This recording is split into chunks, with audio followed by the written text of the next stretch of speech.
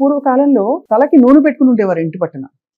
వారం అంతా బయటకు వెళ్లాల్సిన అవసరం లేకపోతే నూనె పెట్టుకుని జడేసుకుని ఉండేవారు. స్కూల్కి వెళ్ళేటప్పుడు కూడా నూనె పెట్టి 2 వేలు మడిచి కట్టి పంపించేవారు. ఇప్పుడు అసలు నూనె పెట్టుకోవడమే రాంగ్ అని డెర్మటాలజిస్ట్ అంటున్నారు. మీ రీసెర్చ్ లో లేదు, మీరు మీ ఒరిజినల్ ఎక్స్పీరియన్స్ లో తెలుసుకున్నవి ఏంటి Smitha? So there is 2 things. One is viscosity ఎక్కువ ఉంటే నార్మల్ గా పెనిట్రేట్ అవ్వదు స్కిన్ లోకి ఏది కూడా. బీట్ ఆయిల్, బీట్ ఏదైనా థిక్ గా ఉండేవి కొంచెం పెనిట్రేషన్ తక్కువ ఉంటాయి because in your layers of the skin or the scalp అని. But however oil is not only, అంటే డిపెండ్స్ ఆన్ ఇంగ్రీడియంట్స్ కదా, ఎంత డీప్ గా వెళ్ళింది. ఇప్పుడు హెయిర్ లాస్ కి కొన్ని మినాక్సిడిల్స్ అని అవి ఇవి చాలా వాడతారు కదా. So those are more of వాడినన్నాళ్ళు హెల్ప్ అవుతుంది. మానేస్తే మళ్ళీ దే సే వాళ్ళే చెప్తారు if you don't use it again it will come back to its original అని. నాకు ఎలా ఉంటుందంటే ఫస్ట్ ఆఫ్ ఆల్ నేను ఆయిల్ అసలు ఎందుకు వాడినంటే నాకు చాలా స్ట్రైట్ హెయిర్.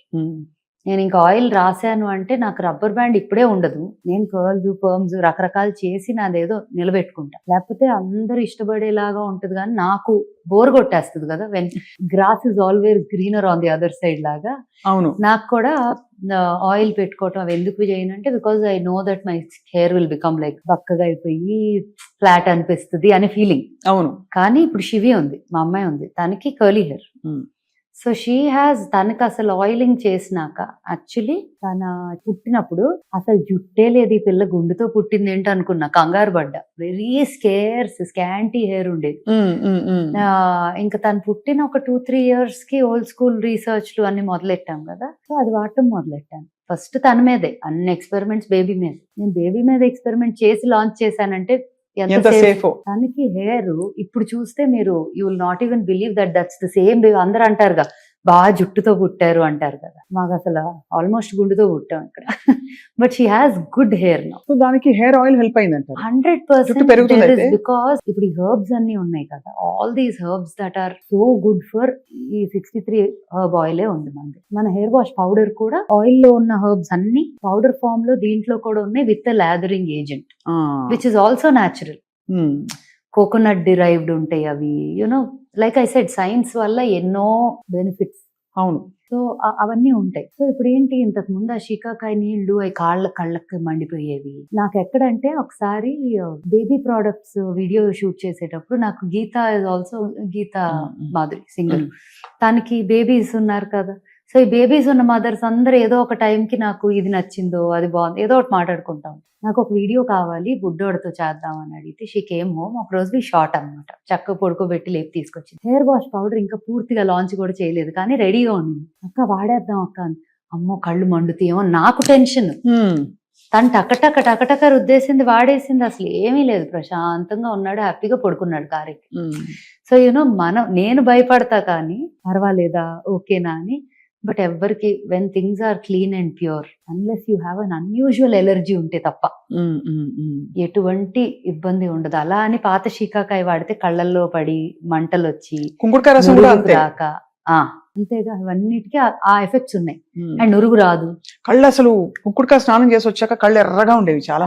అండ్ అదిను ఏంటి, అది వాష్ చేశాక అంతా ఇంకా అతుక్కొని ఉంటుంది తల్లోనే సగం. So all of those problems అన్ని లేకుండా న్యాచురల్ గా నాకైతే, నా కూతురు అయితే ఈ హెయిర్ వాష్ పౌడర్ లేకపోతే మధ్యరాత్రి అయినా స్టోర్ ఓపెన్ చేయించి తెప్పిస్తుంది తప్ప షాంపూతో తలస్నానం చేయదు. అంటే నిజంగానే యాక్చువల్లీ తనకంత చిన్న వయసులో ఆ సబ్జెక్ట్ మీద like she's like no I want this only. And తనకి ఒకవేళ ఇది నచ్చలేదా పోనీ అలా అని ఏమి వాడదా అంటే ఏదో బ్రాండ్ చూసి అమ్మ అదేదో అంట అని చెప్పి ఏదో పర్ఫ్యూమ్ అడుగుతుంది.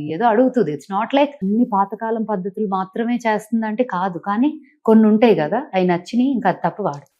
సో అలాంటివి కొన్ని ఉన్నాయి, ఓల్డ్ స్కూల్లో కొన్ని ఉంటాయి తనకి, తన ఫేవరెట్స్ అనమాట. ఒక సిరం వాడుతుంది. అసలు కొన్ని ప్రోడక్ట్స్ అయితే ఇంకా నాకు కాదు, ఇంకా హరికే ఫోన్ చేసి Hari can I get this అని అడిగి తెప్పించుకొని అవి తప్ప ఇంకేమి వాడు. మేము కూడా హరికే ఫోన్ చేస్తాం హ్యాపీగా.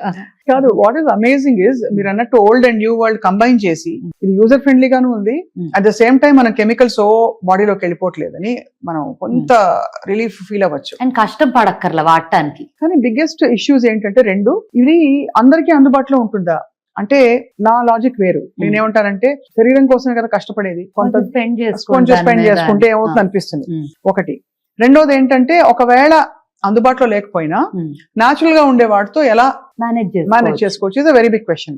దానికి మీరు చెప్పే ఇలాంటి మంచి మాటలన్నీ కూడా it will be useful for people.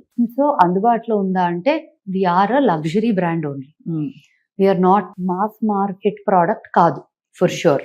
కానీ అంత ఎఫర్ట్, అంత టైమ్, అంత ఎనర్జీ, అంత ప్రొక్యూర్మెంట్ ప్రాసెస్ అంత ఉంది. అదే గనక ఒక గంటన్నరలో టర్న్ అరౌండ్ చేసి ఒక క్రీమ్ తెచ్చేస్తాం, గంటలో ఒక వాష్ వచ్చేస్తుంది 100 kgs అంటే నేను కూడా ఈజీగా ప్రైజింగ్ చేయొచ్చు and can launch it as a product that can go. But the amount of effort that goes in to అదే అండ్ జాగ్రత్త అంటే ఇంకా ఓసిడి. ఒకవేళ మీరు గనక ఏదైనా తేడా అయ్యింది అనుకోండి, నేను ఆ లాట్ ఎంతైనా అవనియండి, వద్దు తీసేయండి అంట. లేకపోతే మనం ఎవరైనా వాడుకుంటే వాడుకుందాం కానీ బయటకి వెళ్ళకూడదు అంటే అంత జాగ్రత్త తీసుకుంటారు. That's very very commendable thing. అలా ఉన్నప్పుడు మరి కాస్ట్ తక్కువ ఉండటం అనేది then I will be doing social service. అంటే మీరు ఏ కారణంతో మొదలు పెట్టారో అది పూర్తిగా వైలేట్ అయిపోతుంది అండ్ అది కూడా ఏమవుతుంది, సర్వీస్ చేయొచ్చు ఒక లెవెల్ వరకు.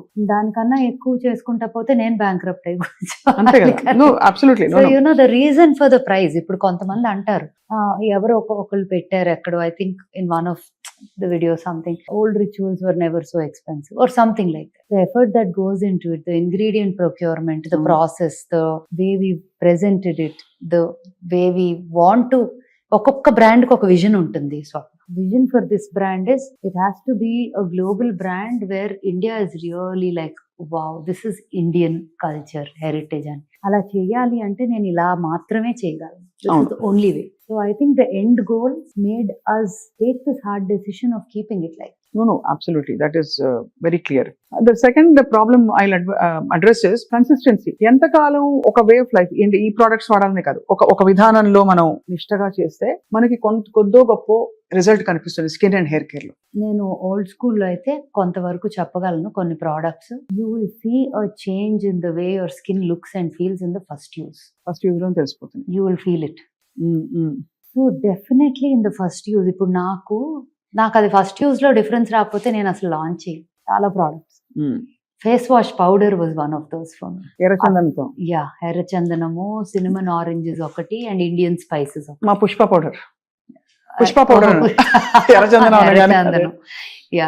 సో అదేంటంటే ఆ రోజు ల్యాబ్ లో కూర్చొని ఒక్కసారి ఇది ఇవ్వండి, ఒక్కసారి ఇది ఇవ్వండి, ఇది ఇవ్వండి అని చెప్పి tried and mixed everything. I said balance the essential oils, ingredients, all of that, grinded them, powdered them. నా అంతటి నేను అక్కడ ట్రై చేసి ఇది నాకు చాలా నచ్చింది, ఇది కావాలి, ఇంత క్వాంటిటీ చేసి ఇదే శాంపుల్ పంపాలి. సో దాన్ని 10 మంది వాడాము. లైక్ ఎవరు కొద్దపోయినా నాకు కావాలి, నేను ఇది లాంచ్ చేసుకుంటున్నా. అలా మొదలైంది. అలా ఆల్మోస్ట్ ప్రతి ప్రోడక్ట్, కొన్ని అయితే కూర్చొని తింటారు చాలా మంది. అలా